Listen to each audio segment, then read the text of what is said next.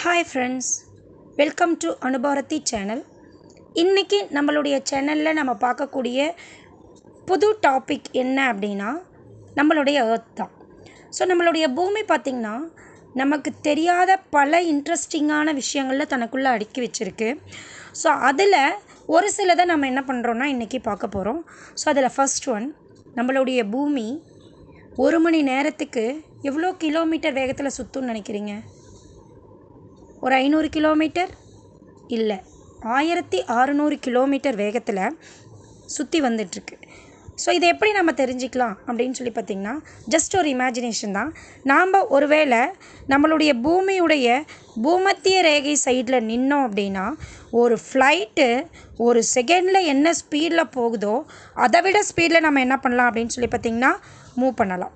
ஓகேங்களா? Second one என்ன அப்படின்னு சொல்லி பார்த்தோம் அப்படின்னா இதுவும் பார்த்திங்கன்னா ரொம்ப இன்ட்ரெஸ்டிங்கான விஷயமாக தான் இருக்குது. ஸோ நம்மளுடைய செகண்ட் ஒன், பூமி ஒரு சரியான ஸ்பியர் ஷேப்பில் கிடையாது.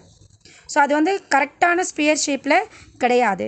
ஸோ அது வந்து பார்த்திங்கன்னா போல் சைடில் தட்டையாக ஃப்ளாட்டாக இருக்கும்.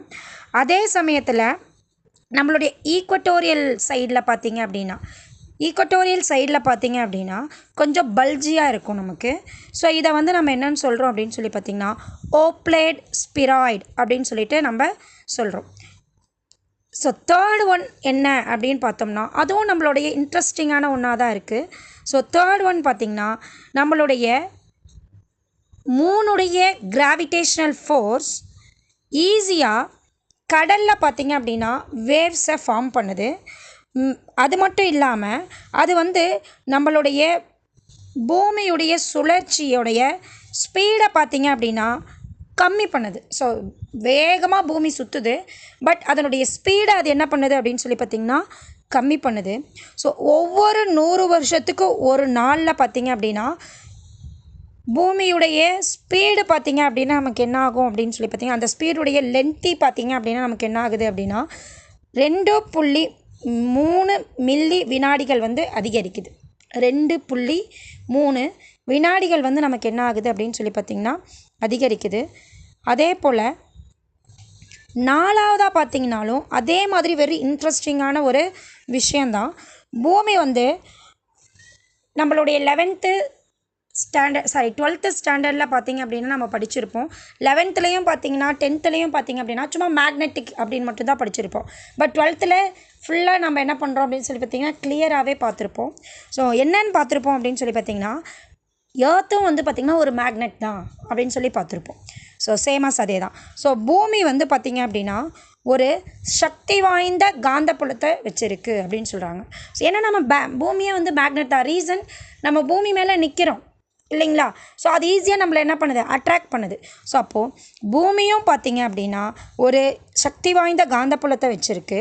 ஸோ இது பார்த்திங்க அப்படின்னா நம்மளுடைய சன்லேருந்து வரக்கூடிய ரொம்ப ஆபத்தை விளைவிக்கக்கூடிய ரொம்ப ஹார்ம்ஃபுல் எஃபெக்டை தரக்கூடிய ரேடியேஷன்லேருந்து நம்ம என்ன பண்ணுது அப்படின்னு சொல்லி பார்த்திங்கன்னா பாதுகாக்குது. ஸோ ஹார்ம்ஃபுல் எஃபெக்ட் தரக்கூடிய ரேடியேஷன்லேருந்து நம்மளை என்ன பண்ணுது அப்படின்னு சொல்லி பார்த்திங்கன்னா பாதுகாக்குது.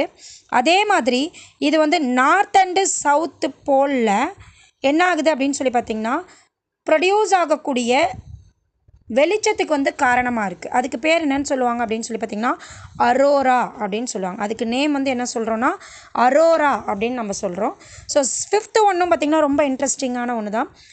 பூமியுடைய கடலில் இருக்கக்கூடிய ரொம்ப ஆழமான புள்ளியை என்னன்னு சொல்கிறாங்க அப்படின்னு சொல்லி பார்த்திங்கன்னா மரியானா டெப்த் அப்படின்னு சொல்லி சொல்கிறாங்க. மரியானா டெப்த் அப்படின்னு சொல்லி சொல்கிறாங்க.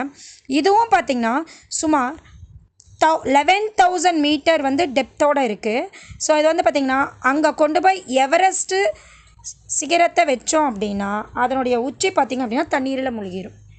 ஏன் அப்படின்னா இருக்கிறதுலே ரொம்ப உயரமான சிகரம் எது அப்படின்னு சொல்லி பார்த்திங்கன்னா எவரெஸ்ட்டுன்னு தான் நம்ம சொல்கிறோம் இல்லையா?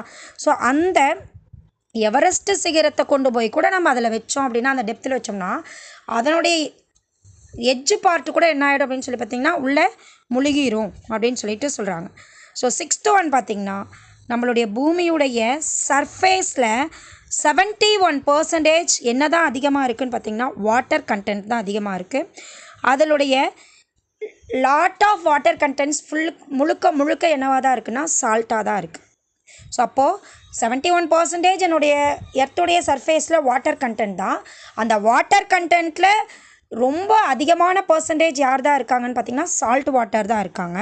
ஸோ அப்போது நம்ம யூஸ் பண்ணக்கூடிய நல்ல தண்ணி அப்படிங்கிறது ரொம்ப கம்மியான பர்சன்டேஜில் மட்டும்தான் நமக்கு இருக்குது. 7th ஒன், பூமியுடைய வளிமண்டலம் அட்மாஸ்பியர் பார்த்திங்கன்னா ஒரு பாதுகாப்பு கவசமாக வந்து நமக்கு ஒரு ப்ரொடெக்டிங் ஷீல்டாக வந்து நமக்கு என்ன ஆகுது அப்படின்னு சொல்லி பார்த்திங்கன்னா பயன்படுது.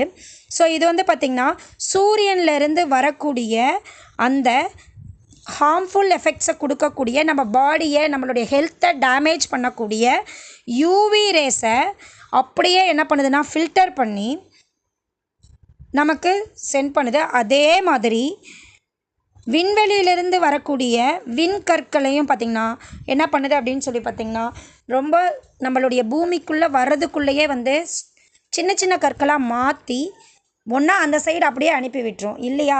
வரும்போதே பார்த்திங்கன்னா ரொம்ப சின்ன கல்லாக வந்து நம்மளுடைய பூமிக்கு எந்த விதமான பாதிப்பும் தராத மாதிரி தான் நமக்கு வந்து அது கொடுக்குது. ஸோ 8th ஒன் பார்த்தோம்னா பூமியின் மேற்பரப்பிற்கு அடியில் பார்த்தோம்னா கடலை விட 3 மடங்கு அதிகமான தண்ணி வந்து இருக்குது. ஸோ பூமியுடைய மேற்பகுதிக்கு அடியில் கடலில் விட 3 மடங்கு தண்ணி வந்து அதிகமாக இருக்குது அப்படின்னு சொல்லிட்டு இப்போ வந்து சயின்டிஸ்ட் வந்து கண்டுபிடிச்சிருக்காங்க. அதே மாதிரி இந்த தண்ணியெல்லாம் எங்கே இருக்குது அப்படின்னு சொல்லி பார்த்திங்கன்னா நிறைய பாறைங்களுக்கு நடுவில் என்ன ஆயிருக்குன்னா ஸ்டோரேஜ் ஆகிருக்கு. நிறைய பாறைகளுக்கு நடுவில் தான் வந்து நம்ம என்ன பண்ணியிருக்காங்க அப்படின்னு சொல்லி பார்த்திங்கன்னா ஸ்டோர் பண்ணி வச்சுருக்காங்க.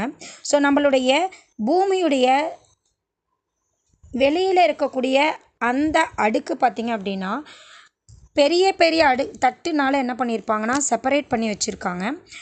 அது பார்த்திங்க அப்படின்னா ரொம்ப மெதுவாக தான் நகருது அப்படின்னு சொல்லி சொல்கிறாங்க. இது வந்து கண்டினியூஸாக நிலநடுக்கம், அதே மாதிரி எரிமலைகள், அதே மாதிரி மலைத்தொடர்களெல்லாம் வந்து உருவாக காரணமாக இருக்குது அப்படின்னு சொல்லிட்டெல்லாம் சொல்லியிருக்காங்க. ஸோ பாருங்கள், இப்போ நான் சொன்னது எல்லாமே வந்து இன்ட்ரெஸ்டிங்கான ஃபேக்ட்ஸ் தான்.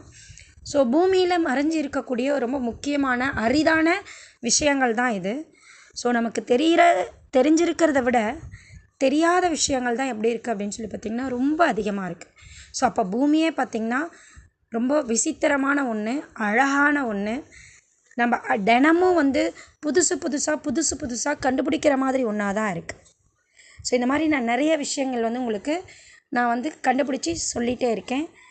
ஸோ என்னோடய வீடியோ பிடிச்சிருந்தது அப்படின்னா லைக் பண்ணுங்கள், கமெண்ட் பண்ணுங்கள், ப்ளஸ் உங்கள் ஃப்ரெண்ட்ஸ்க்கும் ஷேர் பண்ணுங்கள். தேங்க்யூ.